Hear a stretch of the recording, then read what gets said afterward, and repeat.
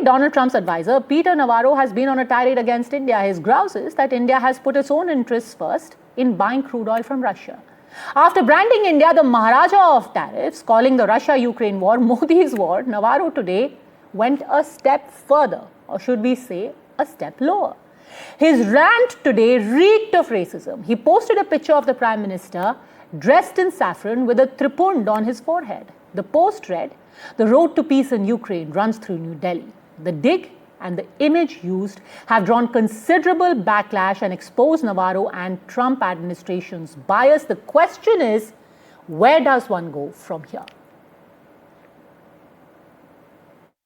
All right, joining us now on the buck stops here, we have Ambassador Javed Ashraf, India's former ambassador to France, Monaco, and our former High Commissioner to Singapore. Ambassador Ashraf, thanks very much for speaking to us.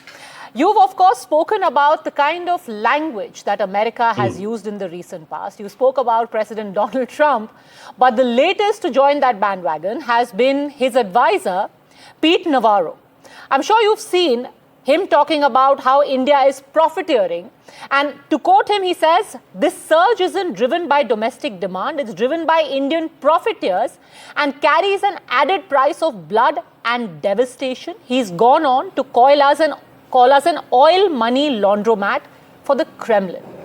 What do you make of this language and its intent? Well, first of all, it's coming from a person who's prone to using that language, and I presume he does that in his personal life as well. Everything he speaks is in this hyperbolic, acerbic terms. And I think all of President Trump's advisors, his cabinet colleagues, his political aides, they're all speaking the same language and in a sense taking the cue from their leader. Now, by this time, I think we've gotten pretty used to hearing this kind of language. Now, that's one part of it. But there is also what he's talking about in terms of facts.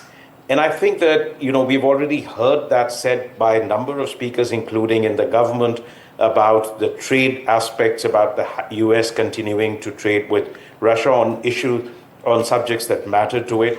European Union, right from the very beginning, had permitted piped gas imports to countries that were absolutely reliant on it, and it continues to import LNG. Now, in the overall global context, this is something which is market-driven. So the fact that we are buying oil from Russia was not prohibited by any UN sanctions. It is a decision or instructions or a certain fiat by some countries that were taken. So we are, of course, free to exercise sovereign choices. The fact that we were exporting some of this to other countries was because there was a demand for it. And remember, from 22 onwards, the war came right on the back of a devastating economic impact of COVID. Europe was stalling, rest of the world was experiencing inflation, economy globally had slowed down. In that context, India, which is the top 3 importer of oil, if that, and you take Russia out of that equation completely, can you imagine what impact it would have had on the global economy, in inflation, and worse, on the most vulnerable countries in the global south, which would have had to pay through their nose for very high oil prices. So I think in some sense it stabilized the market. And I think international, when I was in Paris and I used to speak to people in the International Energy Agency, they recognized the stabilizing impact that it had on the global market. Now, his comments about profiteering, etc., all of this really has started after they decided that they're going to come down hard on India. And the reasons for it are very obvious. Now, if you look at 3 things that keep coming up, one relates to trade. They were saying till April that we are almost close to a trade deal.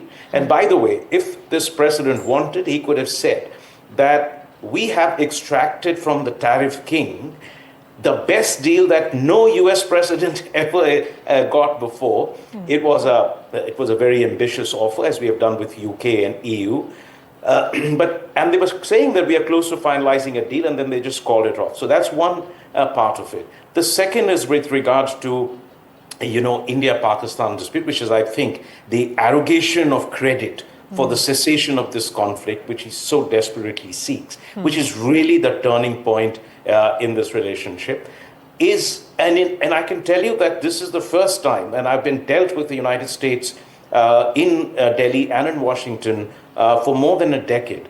Now, in 1999, 2001, 2002, 2008, some very high points of terrorism from Pakistan, there was actually very active shuttle diplomacy by the United States between Islamabad and Delhi, but nobody ever took credit for the cessation or de-escalation. Here, President Trump says he has been speaking to the leaders of the two countries. Now, we know that it was Vice President J.D. Vance who spoke and Secretary of State Marco Rubio. So that's the first factual disconnect with reality. Now, he may be basing it on his impression of the conversations that was reported by Vice President J.D. Vance and Marco Rubio to the president. What they told him is entirely, maybe have nothing to do with reality. But that has been, in a sense, a repeated assertion, which has kind of, and I'll tell you, every government in India has, from 99 onwards, been very clear that there is no role for third-party mediation in this, and that any issue is dealt with directly between the two countries, whether it is dialogue or whether it is conflict, and no US government or US president has in any case ever arrogated. So if you look at these three issues, trade, India, Pakistan, and you look at Russia, oil, all of this are manifestations and expressions of rage, anger, irritation, pique, whatever semantics we use, for India refusing to genuflect or to capitulate or for Prime Minister Narendra Modi to stand up to him. And now remember, there are 5 countries that have actually stood up to him. South Africa, Brazil, India, this IPSA countries, China and Russia. Ukraine did, but it's a half-hearted measure. All the other countries have, in a sense, gone and made what I call one-sided deals, in which it is very asymmetrically in favor of the United States. But there is no guarantee that those deals are going to stick. You're already seeing him renegotiate the deals, sometimes with himself and on public platforms, sometimes now saying that I'm going to tax countries that impose or sanction countries which have digital tax, etc. So a lot of this is driven by personality, egos, self-conception of a person with boundless powers, capacity to exercise his will. But that is also changing from day to day. His willing suspension of disbelief with Russia, for example. If I may just interrupt you for a second, sir, it's interesting that you say that India is one of the very few, a handful of countries who actually stood up to Donald Trump, who perhaps sees himself as some kind of, emperor of the world, whereas our domestic discourse seems to suggest, and it's a very popular word now in our politics, that we've surrendered. I don't understand what is the basis for all of this. Now, we have been very consistently clear on our red lines with regard to trade, right? That there are sensitive sectors of agriculture, dairy, small-scale sectors, handicraft that are non-negotiable. And this is something which every previous US president has understood. We've had these discussions on trade issues for a very, very long time. And sometimes they have been very heated, but they've all recognized the sensitivity of these sectors and have backtracked and recognized that it's much better to work on areas which we can actually work on. So I don't think the government has in any way compromised or surrendered. The second thing is with regards to the conflict. I think it would have been very easy for us to also go to President Trump and say that, look, you've saved us from this war and you deserve the highest peace prize, maybe even the economics prize for your new theories on economic. But, we have stuck to our line and it is factual, it is restrained, it is calm. There has never been a confrontational approach. There has not been an iota of joining a war of words with the United States. There are some extremely acerbic, corrosive remarks that are coming on a daily basis, which actually makes it difficult for us to negotiate with them or to talk to them. Yet we have said we remain open to negotiations. We're ready to continue to have a dialogue. But on the red lines, whether it is in terms of our sensitive sectors or in terms of our sovereign choices, I don't think we have made any compromises. We've not surrendered. In fact, he probably feels that a country like India, which does not have the same leverage as China or Russia, should not be the country that is actually saying well, we are not going to compromise on some core national interests.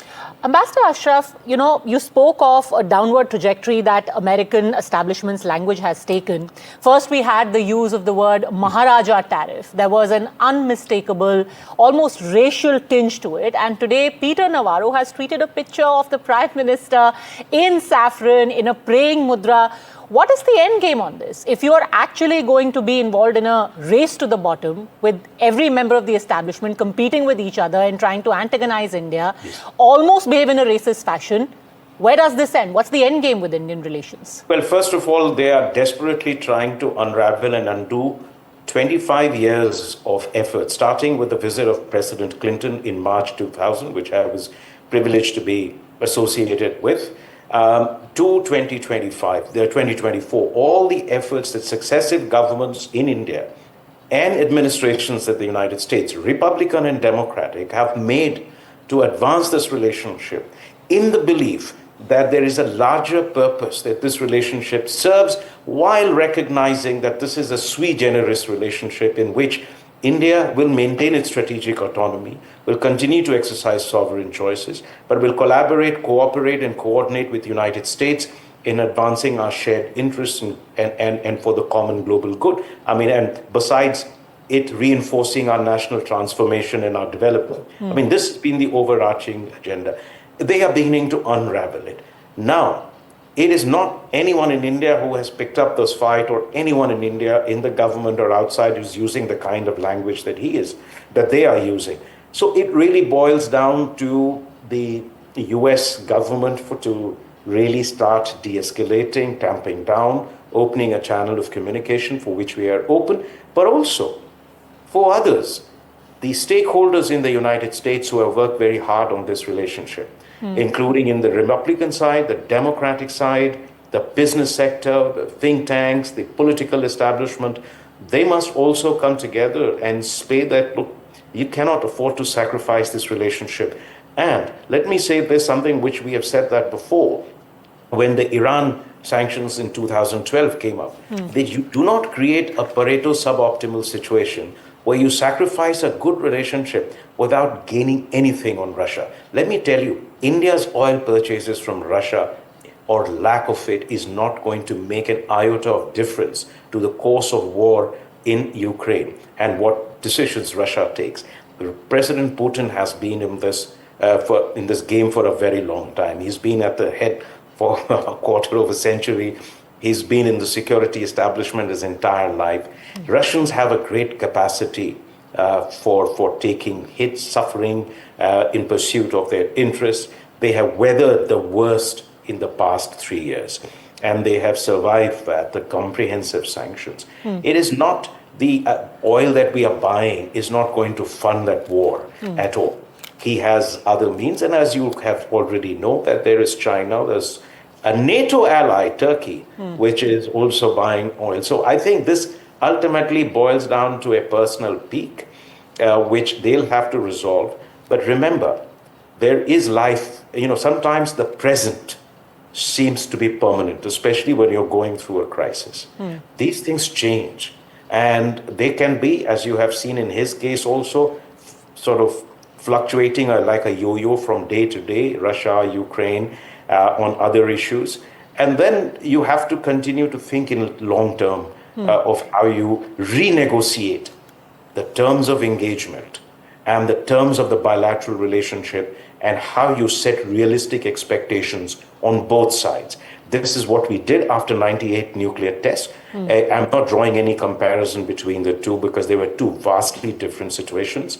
But there are lessons to be drawn from it, in particular, whether you choose hostility or engagement, and how you redefine those terms to come out stronger on this. And this is precisely what lies ahead for us. In the short run, of course, government has to make sure that we retain the market share from an economic perspective, so that in the long run, we can come back to maintaining it. And that would require a whole set of domestic, monetary, and fiscal incentives for our exporters to maintain their market share, even as we look forward to either reopening immediately negotiations or the long term, the day after, as it were.